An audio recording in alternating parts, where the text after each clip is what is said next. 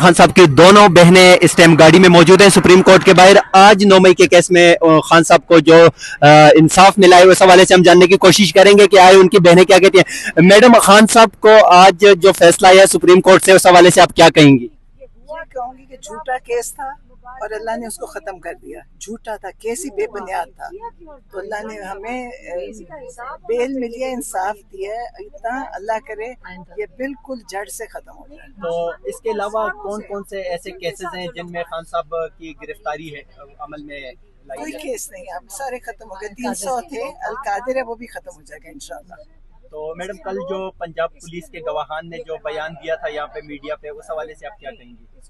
उन्होंने बड़ा सही बयान दिया उनका, हमने नहीं कहा। उन्होंने कहा कि हम मुकर गए थे ना, उनका हमने नहीं थे। अब वो बेचारे सच्चे थे, उनको भी बेचारों को कर रहे थे अंदर। खान साहब और बुशरा बीबी की हवाले से कुछ मुतज़ाद खबरें आ रही हैं अडियाला जेल से। आपको पता है, हमें मिले ही नहीं है, गए नहीं है। और जो एक वकील गए थे उन्होंने हमें कोई ऐसी बात नहीं बताई आके।